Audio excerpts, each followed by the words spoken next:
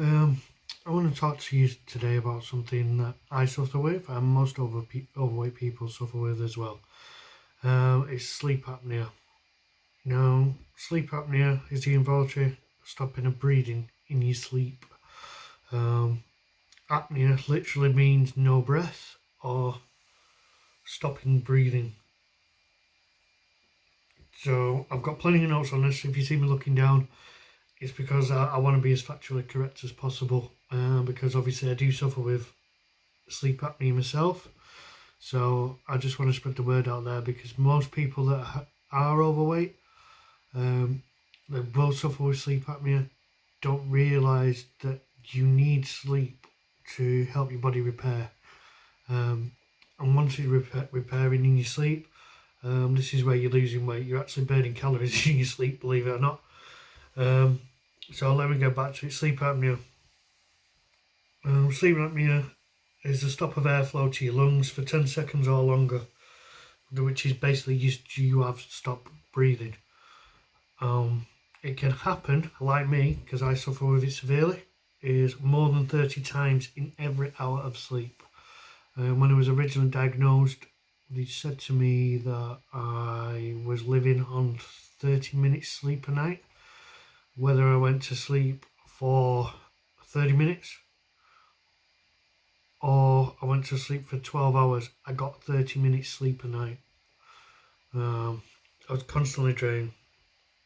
It's that common with people. There's 3 in 10 men suffer with it, and almost 1 in 5 suffer with some form of sleep apnea. Right, so there are 3 types of sleep apnea. Obstructive sleep apnea, also known as OSA. This is the sort that I suffer from. There's central sleep apnea and mixed sleep apnea. Now, central sleep apnea is the most uncommon form. This only happens when your brain basically tells your body doesn't tell your body to breathe. So you're asleep and you just stop breathing. Because the central sleep apnea doesn't cause much in the way of snoring, so it predominantly goes unnoticed. Don't get me wrong, yes, your brain doesn't tell you to breathe, but after a certain point, even like when you hold your breath, if you hold your breath long enough, you will go and gasp for air. So that's central sleep apnea. There's obstructive sleep apnea, like I say, the one I suffer from. This is the most common type of sleep apnea. This is when the upper airwaves, so somewhere in your nose or higher up in your throat, becomes blocked or partially blocked while you're sleeping. So there's many common causes of OSA or obstructive sleep apnea. Being overweight is the biggest one. Like myself, overweight, you have excess fat around your neck. So you'll have a big neck size, especially if you're a man, you can tell this by your collar size. I believe when I got diagnosed, they told me if you have a collar size more than 16, it's usually you will suffer. If you have inflamed tonsils or adenoids, that gives it you. Having a blocked nose from allergies. Now I suffer from hay fever as well, so that's a problem, or a cold. And this one is there's not much you can do about it. There's a structure the shape of your nose, neck or jaw. Not much you can do about that. Surgery is the only option really, or one of the many treatments, and you'll be on the treatment for life. Using sleeping tablets or sedatives. Now, it's been proven that it can contribute to sleep apnea. I've never used them. I've never had a problem because I'm always tired. If you smoke and if you sleep on your back. Now, there is common warning signs if you do suffer from sleep apnea. The major one is loud snoring. Now, loud snoring, I got told I sound like a chainsaw, a buzzsaw, a motorbike. My favourite, which is really disrespectful to be honest, was a festering warthog.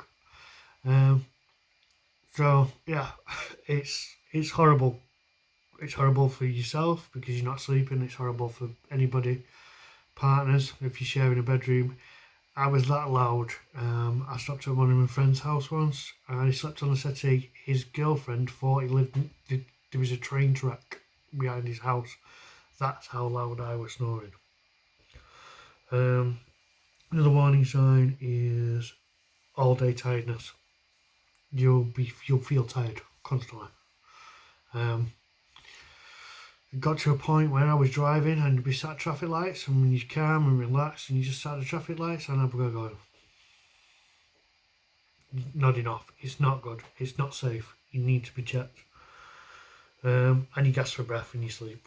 When you wake up, you go. But it's also known to take note that some people with obstructive sleep apnea make no snoring noise at all. This is usually common in women more than men. Men tend to have bigger necks. This is why it happens. And then you've got mixed sleep apnea. The mixed sleep apnea is basically what it says on the tin. It's both of them together. There's not much more you can say about that. So yep, more warning signs of sleep apnea: fatigue, constant tiredness, and sleepiness.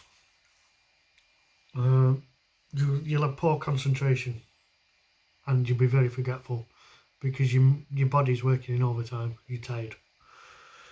You can wake up with morning headaches. Just for no reason, you wake up with a headache. You've not been out or drinking. You just wake up. You've had a headache.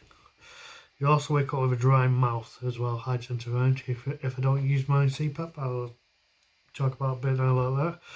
You'll be in a depressed mood. It's been known to you'd have high blood pressure if you have sleep apnea. Major one, you put weight on. Because you're tired, you crave sugary things. I found before I got diagnosed, I was drinking a lot of full fat Coca-Cola, say Pepsi, and all the energy drinks you could imagine. I was on like 6 energy drinks a day, which is definitely not good for you. So I wouldn't do that. And it can also affect sex drive, that sort of thing like that. So it's all very important to get this checked out. And my advice, if you've got 2 or more of any of them, definitely get checked out.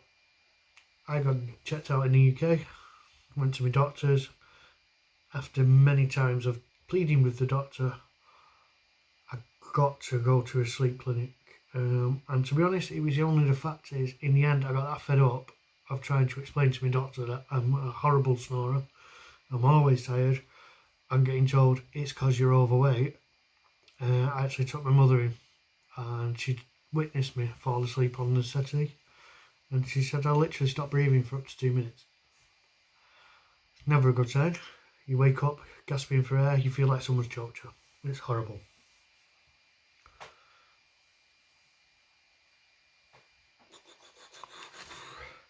Right, so preventing sleep apnea is the easiest one: losing weight, changing your lifestyle. You need to get physically active. I've quit smoking and reduce your alcohol intake. Now, I love a beer. Everybody loves a beer. Just reduce it. Don't go crazy. If you snore in your sleep and you snore on your back more than anything, just try sleeping on your side.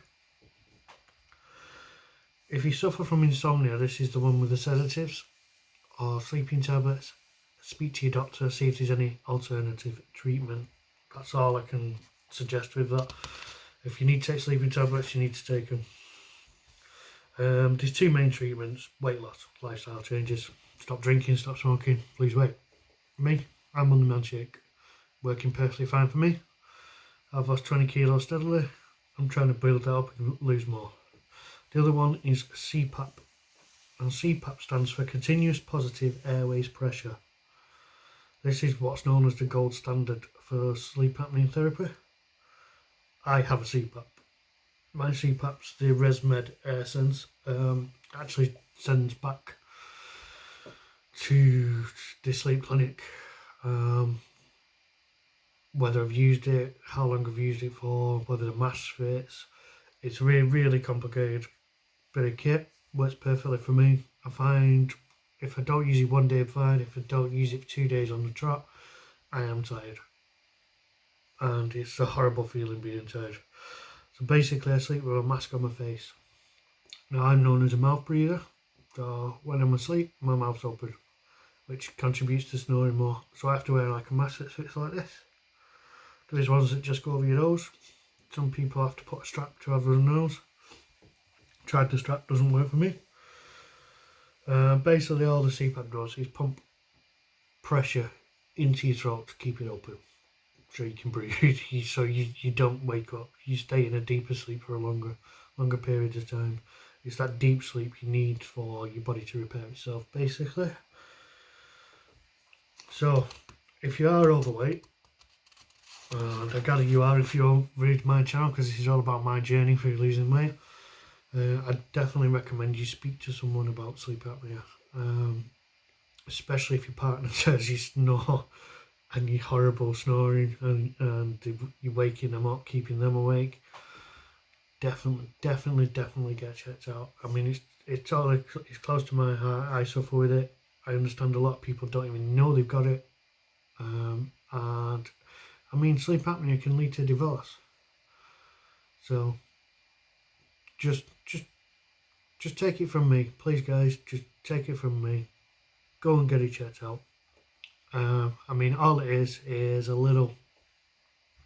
Well, the one I had, it was a clip on my finger, and it was like a big watch, like a blood pressure monitor.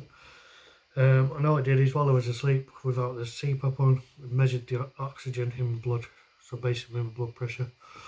There are other ones where I've seen where things are stuck to your head and all sorts like that. So it all depends where you go for it. In the UK, I know you go to the doctor first, and then they send you to a sleep clinic. I know over in Australia, you can go to certain clinics that are just based in pharmacies. All my information comes from the Red Med website. I'll put a link on there for you. They can go into more details with you. So the link will be just in the description for you. Thanks a lot again. See you on Friday for another video. Click subscribe, click the bell, and you'll get every video. Thanks very much, guys. Have a great night.